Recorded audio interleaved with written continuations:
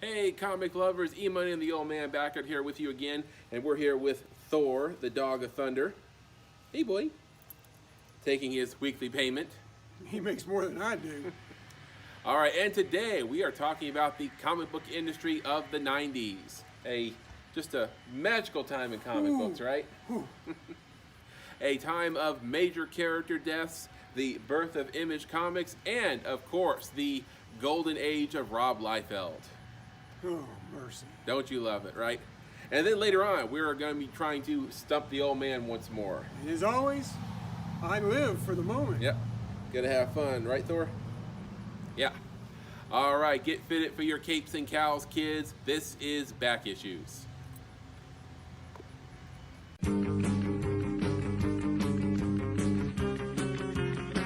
Hey, comic lovers, welcome back to the show. So before we get started today, I just want to remind you to hit the like button. Don't forget to subscribe and hit notifications. We really want to grow our channel and grow our subscribers, so don't forget to support the channel.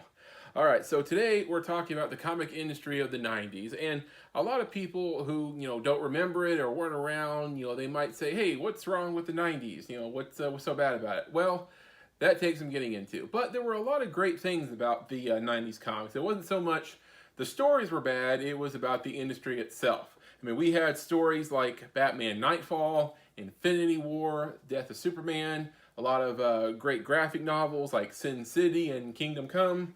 So a lot of great stuff came out of the 90s. But as far as the industry goes, well, a lot of mistakes were made by both the consumers and the comic book companies themselves. And for this, Dad, you have a pretty unique perspective on it because you were actually in the industry in the 90s. Every bloody moment. You managed your own shop. Yep. So, anyway, to understand what caused the comic book crash in the 90s, you have to know how the comic book business was done back in the day. So, go back far enough, and comic books were sent to a local distributor. Here in town, it was Louisville News. And Louisville News would put a guy on a truck, a route man. He would go to all of the local newsstands, grocery stores, convenience stores, cigar stores, any place that sold comic books. And the route man would go in and he would decide what had been out too long and would replace it with new stuff.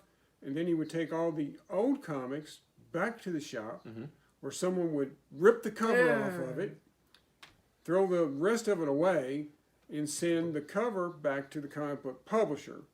Now, the publisher had an agreement with the distributor where any covers they sent back, they would refund full price for whatever was spent. In other words, if the distributor paid 3 cents for a comic, 12 cents was the price of comics back in the day. So if he spent 3 cents getting the comic from the publisher, then the 3 cents went back to the distributor, full refunds. Well, the distributors decided, we need to make a little bit more money.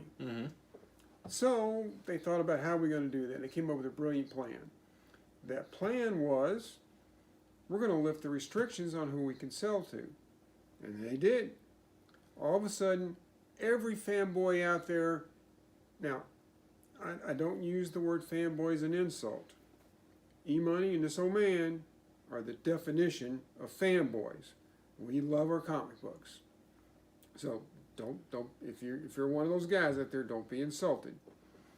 So anyway, all these fanboys all of a sudden could buy comics directly from a distributor at a discount. And they could open their own comic shops. And boy, they did. Everybody who had a comic book collection, had any love for comics, all of a sudden had a shop. And in fact, I remember there was a guy over in Clarksville, right across the river, who his mother owned a beauty salon, and they took the corner of the salon and they put a few tables out. He had some back issues, and all of a sudden he was getting new comics and selling new comics. I think most of the time he's sitting there and reading comic books, but hey, he probably had a few customers. Now, when these new shops opened up, these guys weren't totally sure what they were doing. And when they started ordering comics, how many do I order? That's the toughest decision somebody running a shop can make. How many of what do I order? And you got to keep in mind, if you ordered it, once you get it, it's yours. The direct market cannot return stuff. So if Fanboy Joe orders 10 copies of Superman 50 but only sells 2, he's got 8 more copies. He's got to figure out what to do. And about all he can do is put a couple in his back issue bins and put the rest in overstock. He's basically stuck with them. Then you've got a market that is suddenly getting a lot of ability to get back issues. Somebody missed that copy of Superman. Now they've got places they can go get it. That's great for the collector. Not so good for the comic book shop guy. But the fanboys, being in a kind of a jam, they started bringing their personal collections out and putting that on the table to sell. And you've got these old comic books in there that some of which haven't seen the light of day in a long time, and they're worth something. They have value. Some of them a lot of value. And sure enough, when there's money involved and you've got comic books, this creates the comic book investor, or speculators in the early 90s. People started seeing the value of old comic books. I mean, if you had a Amazing Fantasy 15 or Amazing Spider-Man #1 from 30 years ago, it was worth serious money. And even better if you had pre-World War II comic books. So this is the thing with that is, during World War II, the government held paper drives, and people were donating all their unused paper to be recycled for the war effort. People were donating newspapers, magazines, whatever they had. So mom comes around the house with a bin looking for paper to donate. The first thing to go are those silly comic books the kids are reading. So if you were able to hide your comic book collection from mom and hold on to it for 50 years, you could be sitting on a gold mine. And so speculators in the 90s thought, hey, I'm going to start buying up all these comic books that are on the shelves now, and in 30 years, I'll put my kids through college with them, right? So that's what gave rise to the comic book sales in the early 90s. Now, when it comes to investors, there's 2 types of investors. There's investors like EMoney and myself. We'll buy a collection of comics. We'll pull out all the stuff we want to read, which sometimes is a lot. We just bought a collection where every single thing in there we're going to read. Probably. And then we might pull a couple out for our personal collections, and then we'll sell the rest. Now, the money we make from selling the rest, we're going to just buy more comics, so we have more comics to read, vicious cycle. Then you have the investor who's pure investor. He buys for a profit. It's the only reason he buys a comic book. He's not going to read it. I mean, opening that comic book might diminish his value of his investment, so he's not going to do that. And if you're one of those guys, shame on you. If you buy a comic book, read the comic book. That's what it's for. And that way, if that comic book never goes up in value, who cares? You got your money's worth. So, let's move on. When the publishers realized that there's people out there that were buying comics for investments, they started setting traps. And this is what gave rise to the variant craze in the 90s. The first variant cover actually came out in 1986. It was the first issue of Man of Steel by artist John Byrne. But they became super popular in the early 90s. You had like 4 different covers of the same issue coming out, and speculators had to have all of them. Spider-Man #1, Todd McFarlane, perfect example. You had the regular issue, you had the gold issue, you had the silver issue, you had platinum issue. And you had 2 polybagged issues. And you had holographic covers, you had prism covers, inserts, chromium covers, card inserts, where if you took the cards out, the comic book wasn't a mint anymore. Robin #1 came with a poster of Robin that you could hang on your wall. I had that poster for a long time. Well, your comic book wasn't worth anything then. Nope. All right, so they also came up with the relaunch. Mm-hmm. So if you've got a comic book that's on issue number 173, is issue 174 going to sell more, or would, if you did a #1, which is going to sell more? The #1's going to sell more. Mm-hmm. So they started relaunching a whole lot of titles. We bought a collection recently that had a bunch of Supergirl in it. There was 4 different #1s. Ridiculous. I fell into this trap myself. They released a new title of Superman in the 90s, Superman, the Man of Tomorrow, issue #1. I held on to that issue for a long time because I thought it was going to be worth a lot of money someday. It's worth about $3 now. Ouch. Well, so next they decided, what else can we do? Well, they can do major events. You've seen some of this stuff where they take a storyline and just really rattle the cage as hard as they can to shake stuff up. Or, hey, let's just kill somebody. The death of Superman. This here's a perfect example of a lot of the problems in the comic industry of the 90s. Some might say this was a major contributor to the crash of the 90s. Death of Superman, major event in comic book history. Some might say the biggest event in comic book history. It made national news in the real world. It was such a big deal. You had a news crew in the comic book store covering this story. Louisville Tonight, set up in our store, broadcast live, and I mean, we had a wake. Yeah. We had a coffin, the assistant manager dressed up like a preacher, whole 9 yards. People were lined up around the store looking for their issue. I remember getting upset with Dad because he couldn't give me my issue in the store. He had to wait until he came home that night. I had to hide it. I didn't want anybody to see me walking around with that comic book. Sure, because everybody wanted it. The problem was they made so many copies of this that investors, speculators didn't realize they're not worth anything. Nope. Thought, hey, I'm going to take the last issue of Superman, put my kid through college. I bought 4 of these on eBay for about $20 recently. So, there's the return on your investment. Well, the problem is he didn't stay dead. No, of course not. I mean, let's face it. DC has signed licensing agreements with so many people to sell Superman merchandise. You got lunchboxes, pajamas, T-shirts, you name it. If they were to actually kill Superman, while those contracts were still in effect, lawyers would make a whole lot of money on that. It'd be terrible. So, at any rate, you can't kill Superman. Lesson learned. So, the next thing was the artists. Artists were becoming a bit of a celebrities in the early 90s. You had artists like Todd McFarlane, Jim Lee, your buddy Rob Liefeld.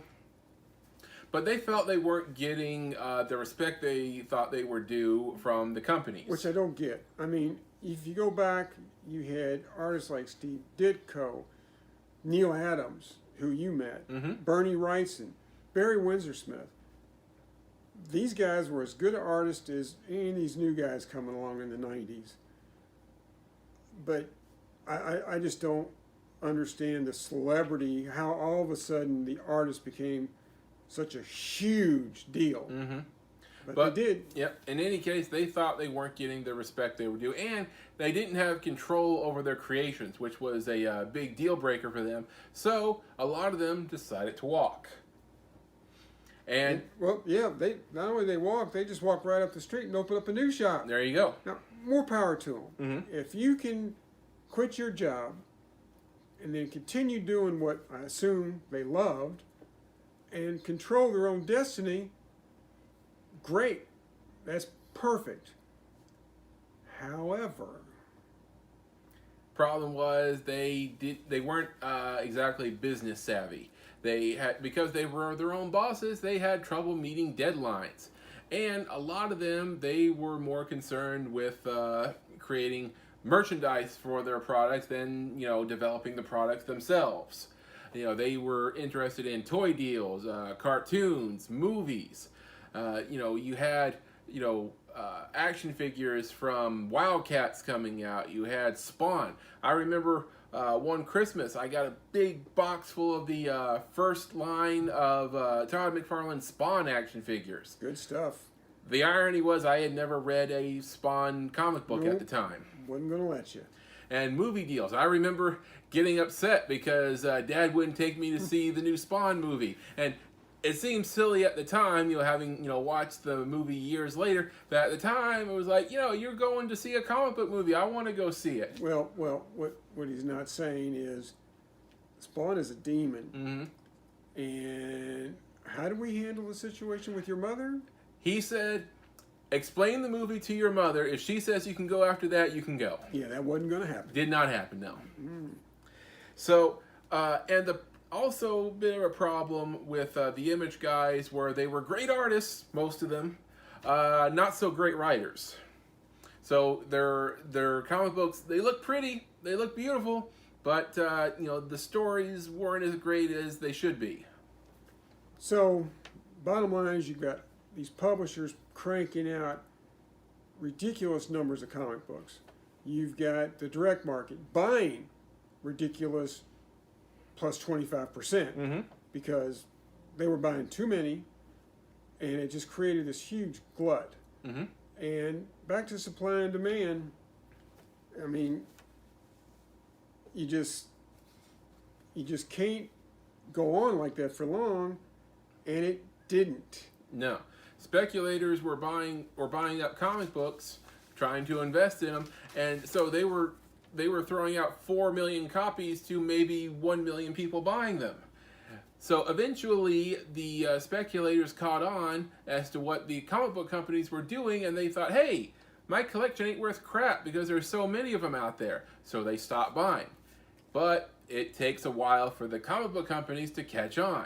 They're still putting out those 4 million copies and sending them to stores. And in the publisher's defense, those comic shop guys, those fanboys who love comic books so much, it took them a while for them to figure out something wasn't working. And they continued to order those high number of units.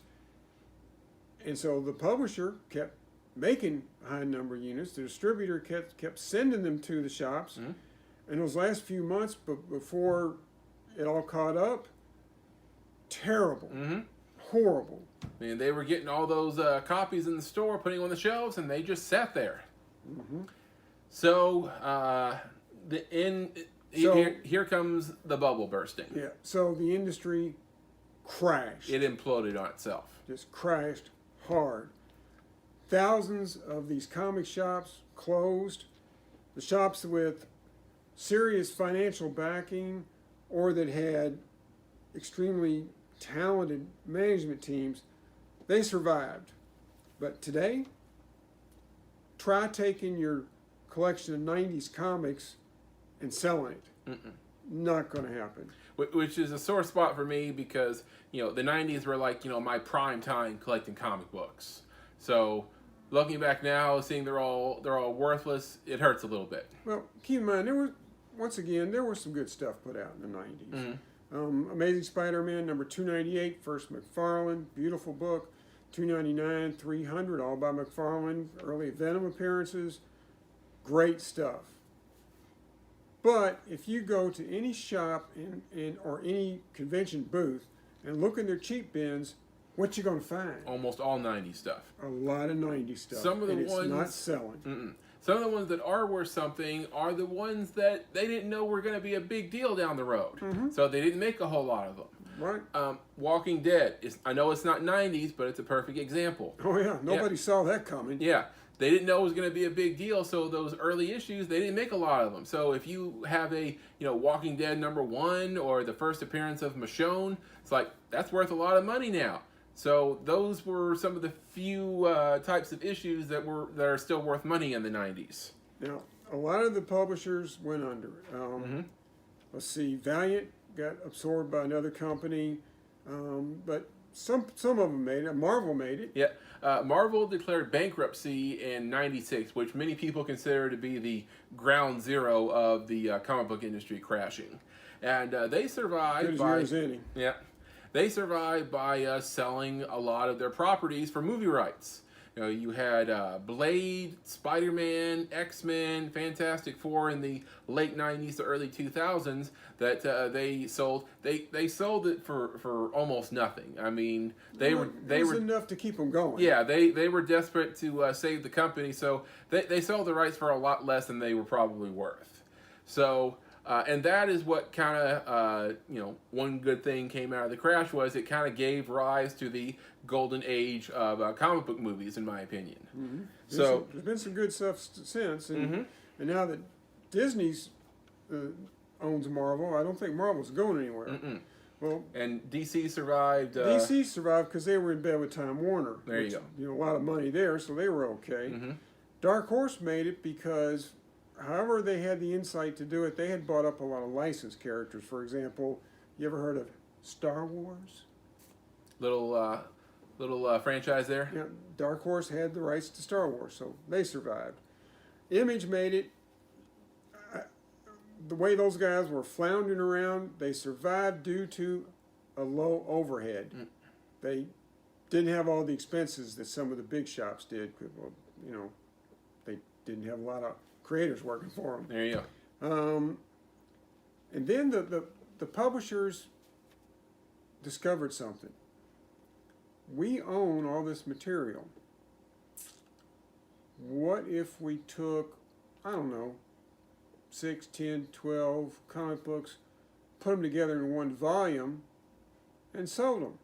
Thus, the birth of trade paperbacks. Now, EMoney and I love trade paperbacks. We have a lot of trades in our collection.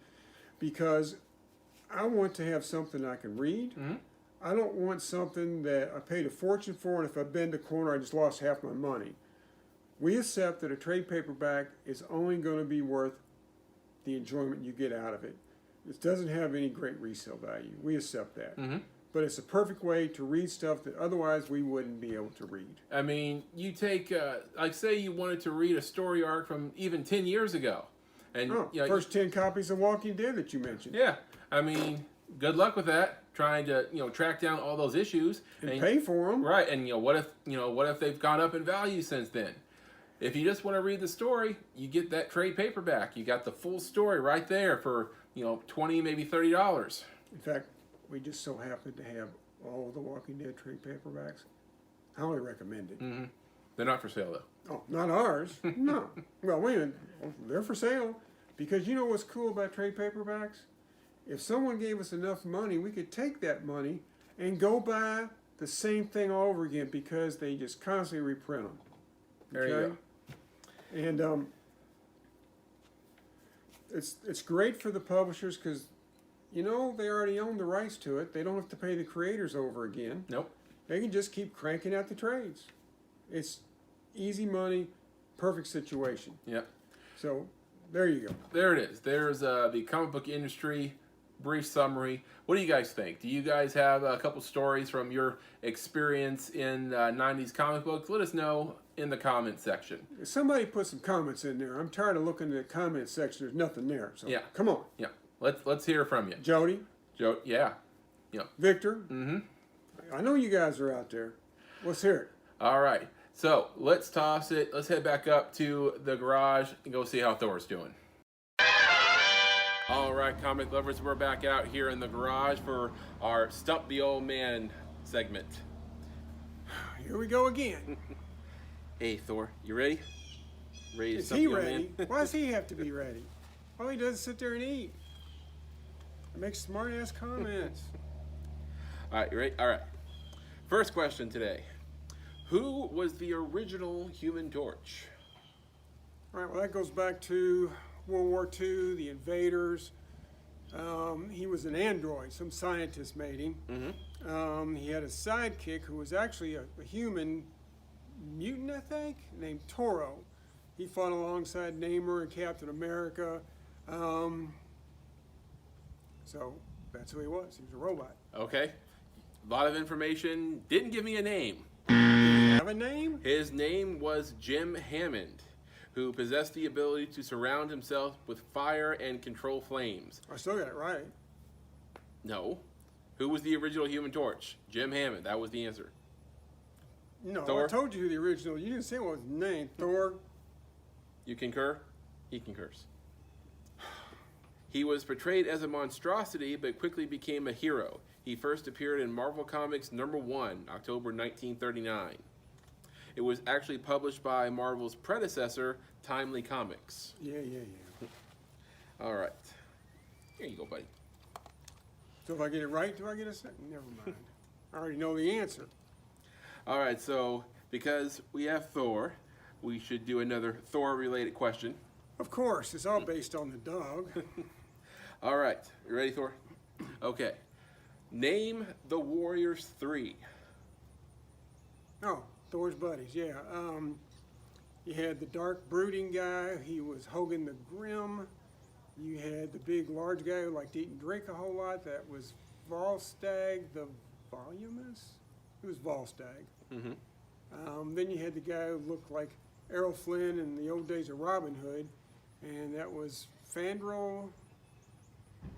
It was Fandral. I think it was Fandral the Flashing or something like that. It was Fandral. He was actually Fandral the Dashing.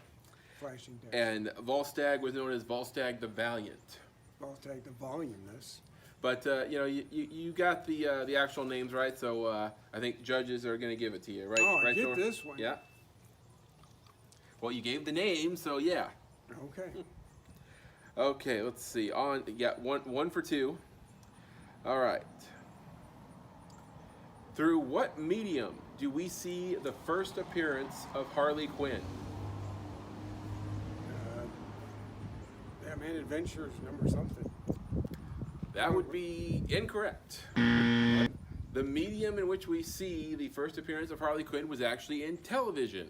Oh, Batman the animated Batman. She first appeared in Batman the Animated Series, the episode Joker's Favor in 1992. Harley first appeared in comic books in the Batman Adventures issue number 12 in 1993. But she did not first appear in the mainstream comic books until much later in Batman Harley Quinn #1 in 1999. So big move from the animated series into mainstream media. So This is rigged. so 1 for 3. So that means that Dad is stumped this week. Oh, I'm never going to hear the end of that, am I? Am I? And for that, Thor gets a couple treats. Jeez. Will I get taken out back and whipped? Well, you have to put on the Thor suit next week. It won't fit. All right, we're going to try and stump the old man 2 times in a row next week. Ain't happening. All right, comic lovers, that about does it for this episode. But before we go, let's talk a little bit about what we're going to be getting into next week. And next week, we're going to be talking about some of our favorite story arcs from comic books. Oh, that's one of the ones one of our viewers, a guy named Jody Hickerson, suggested. Thanks for the suggestion, Jody. It's very helpful. Yep, and I already have, I think, at least 2 of them locked in. I don't have any of them locked No? in. You don't tell me what we're going to do, so how am I going to lock anything in? That's cheating. All right, so favorite story arcs, maybe some of your favorite story arcs, find out next week. We'll see you then. Excelsior. Stay safe, true believers.